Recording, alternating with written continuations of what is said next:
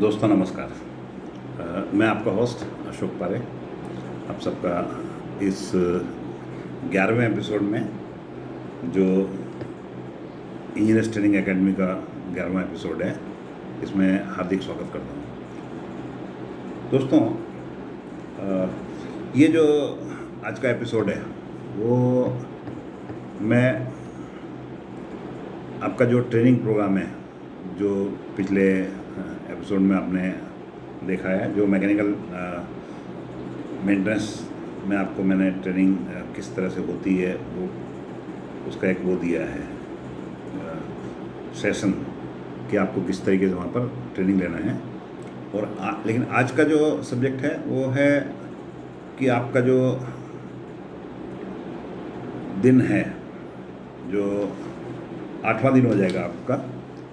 आज आप अपना जो शेड्यूल है वो बनाइए इलेक्ट्रिकल मेंटेनेंस और यूटिलिटी को समझने के लिए। तो इनमें इलेक्ट्रिकल और यूटिलिटी का मेंटेनेंस जो है वो आपको समझना है। वो समझने के लिए आपको ऑब्वियसली इलेक्ट्रिकल जो डिपार्टमेंट है और यूटिलिटी डिपार्टमेंट है वहाँ पर आपको जो टीम है उनके साथ में आपको सीखना पड़ेगा। आप अपना फिर से मैं रिपीट करूँगा कि अपना पेन डायरी वगैरह जो बाकायदा लेकर जाइए और पूरे ओपन मन से उसको समझने के लिए अपने आप को तैयार करिए।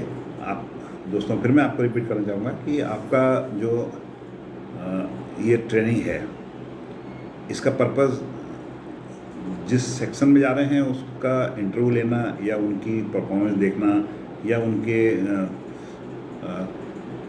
जो एक्टिविटी है उसके ऊपर कमेंट्स मारने के लिए नहीं है। ये आपके सीखने के लिए है कि वो किस तरीके से करते हैं। हो सकता है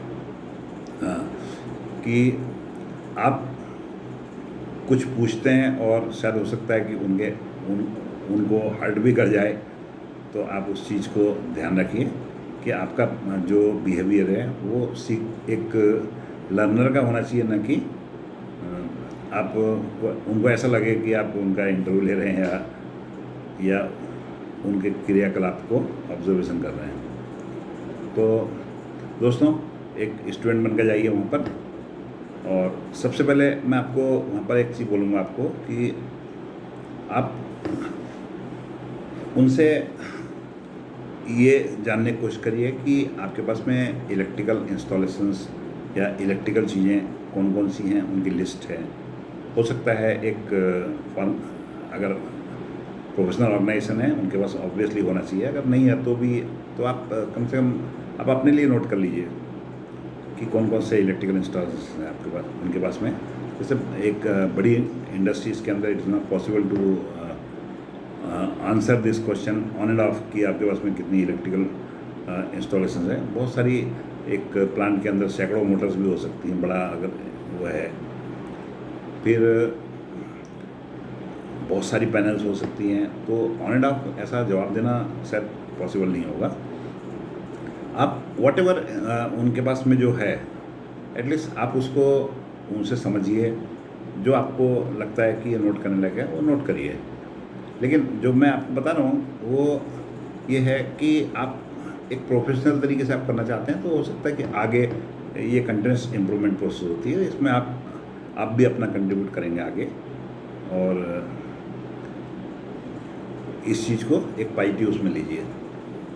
तो जैसे मैंने बताया आपको कि आप इक्विपमेंट की लिस्ट उनसे अगर उनके पास है तो ले सकते हैं, इलेक्ट्रिकल इंस्टॉलेशंस क्या हैं, या अगर वो पूरे नहीं बता सकते आपको कि भाई हमारे पास इतनी मोटर्स हैं, नंबर ऑफ़ मोटर्स हैं, कम से कम आप ये जानने की कोशिश करिए उनके पास में मिनिमम मैंने छोटी साइज़ की मोटर्स कितनी हैं, बड़ी साइज़ की मोटर्स कितनी हैं, पैनल्स हैं, इलेक्ट्रिकल पावर का इंस्टॉलेशन आपका कितना है, जो आपने शायद मेरे ख्याल से पहले उसमें भी वो किया है।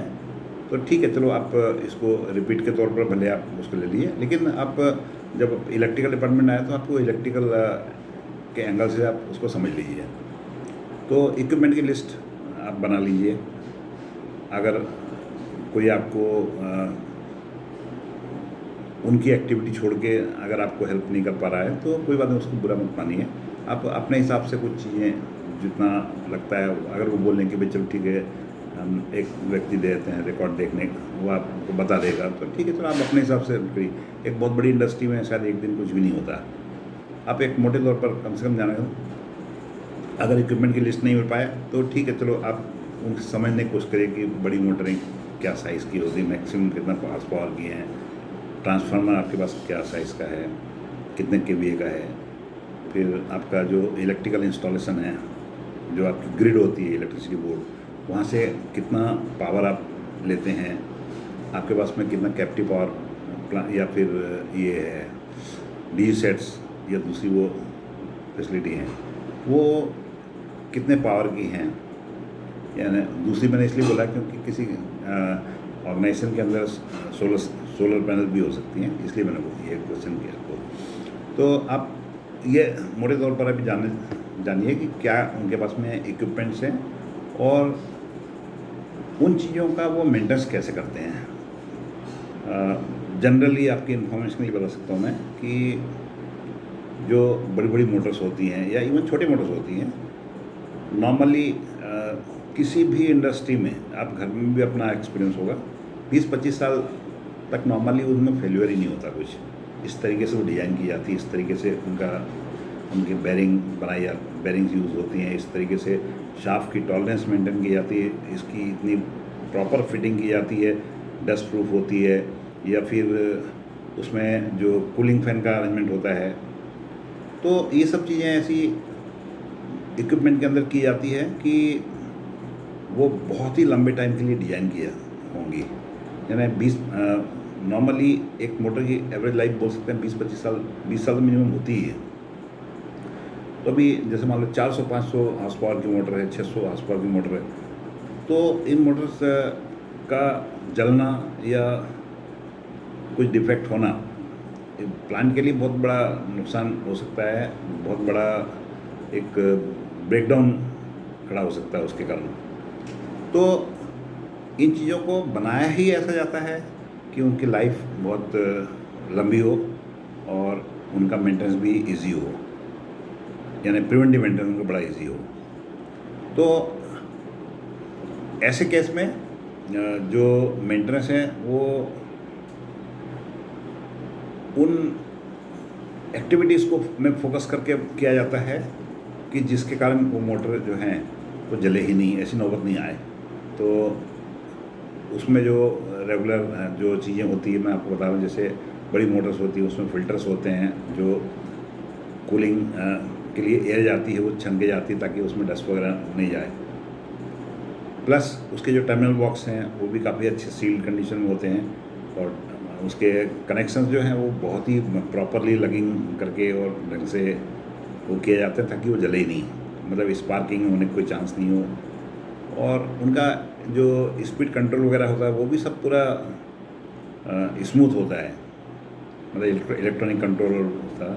यानी वो बड़े बड़े कॉन्ट्रैक्टर्स और वो उस टाइप के हैं, वो ऐसी जो एप्लीकेशन होती है उसमें कम होते हैं, उसमें सब इलेक्ट्रॉनिक कंट्रोल होता है बेसिकली। तो मैंने आपको जैसे बताया कि आप जो मेंटेनेंस है उसके बारे में जानिए। तो एक मैंने आपको एक मोटर का एक उदाहरण दिया है, लेकिन जैसे पैनल्स हैं, इलेक्ट्रिकल पैनल्स, उनका भी कुछ उनके पास शेड्यूल हो सकता है, तो आप उस शेड्यूल को भी समझिए।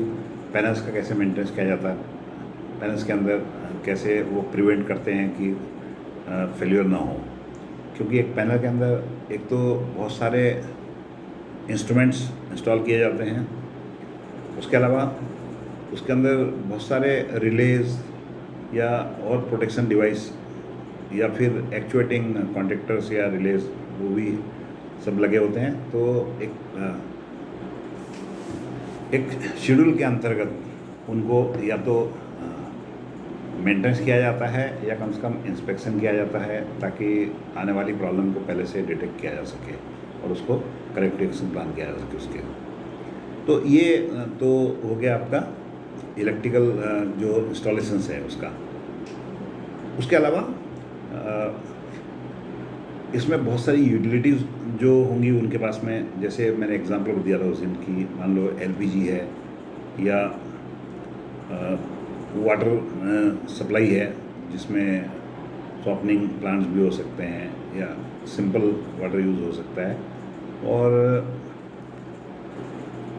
उसके अलावा शायद अगर कोई पॉल्यूटेंट्स वहाँ जनरेट हो रहे हैं तो उनका वो पॉल्यूशन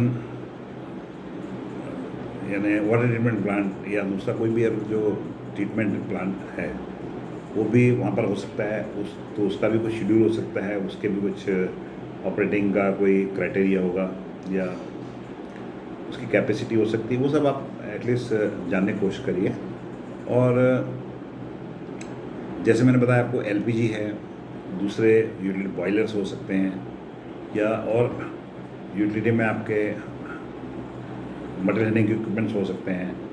तो इन सब का जो वो है शेड्यूल मेंटेनेंस, वो आप उनको समझने की कोशिश करिए कि किस तरीके से उनका मेंटेनेंस किया जाता है। एक दिन आपके लिए समझने के लिए काफ़ी कम होगा, लेकिन आप एक मोटे तौर पर वो कैसे प्लान किया जाता है, उनका कैसे प्रिवेंटिव मेंटेनेंस होता है, उस सिस्टम को आप समझ सकते हैं। तीसरा एक और चीज़ है, वो है कि किसी भी कंपनी के अंदर जो रॉ मटेरियल है या फिनिश गुड्स हैं या उस टाइप की चीज़ें, उन प्लस इवन बिल्डिंग की सेफ्टी के लिए, इंसानों की सेफ्टी के लिए फायर हाइड्रेंट सिस्टम और फायर एक्सटिंग्विशर्स भी यूज़ होते हैं। तो ये जो फायर एक्सटिंग्विशर्स या फायर हाइड्रेंट सिस्टम जो पानी आग बुझाने के लिए काम आता है, तो उसको भी मेंटेन करने के लिए कुछ उसका वो होगा शेड्यूल। उन फायर पॉन्ड है या उसकी वो उनकी आप कैपेसिटी वो ले सकते हैं, कितनी कैपेसिटी है, कितना टाइम तक वो आपके पास में चलाने के लिए फायर पॉन्ड की कैपेसिटी है। प्लस कैसे आप लोगों को ट्रेनिंग देते हैं फायर सेफ्टी की, और कंपनी ऑर्गेनाइजेशन के अंदर कुछ डेजिग्नेटेड लोग भी हो सकते हैं। आप एटलीस्ट कम से कम उसका वो भी नोट कर लें, कोई सेक्शन होगा या डिपार्टमेंट होगा या इंडिविजुअल्स होंगे जिनको रिस्पॉन्सिबल बनाया होगा। तो एटलीस्ट आपको ये जानकारी काफ़ी यूज़फुल रहेगी कि आप कंपनी के सेफ्टी सिस्टम के बारे में भी जानें।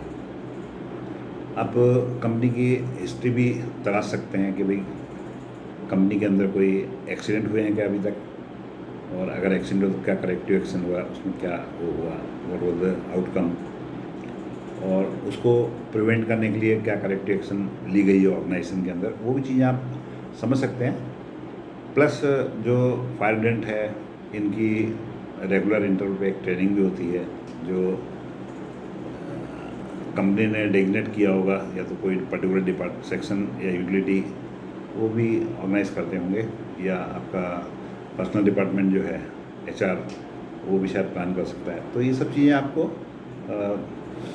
जानकारी इकट्ठी करनी है और इन चीज़ों से आपको सीखना है। और मेरा ऐसा मानना है कि आप जितना डेप्थ में इन चीज़ों को समझने की कोशिश करेंगे तो आपका नॉलेज बढ़ेगा। और मैं आपको इतना बड़े आत्मविश्वास के साथ बोल सकता हूँ कि जो अभी मैंने आपको 3 ट्रेनिंग सेशन और ये 4था ट्रेनिंग सेशन चल रहा है, इसमें आप जो सीखेंगे तो अभी तो और आगे भी बाकी है, अभी 2-3 दिन, लेकिन वो सीखने के बाद आई एम क्वाइट श्योर कि आप ऐसा महसूस ही नहीं करेंगे कि आप एक नए इंजीनियर आके किसी कंपनी में ज्वाइन किया है। आपको ऐसे लगेगा कि आप कम से कम 2-3 साल से इस कंपनी में जॉब कर रहे हैं।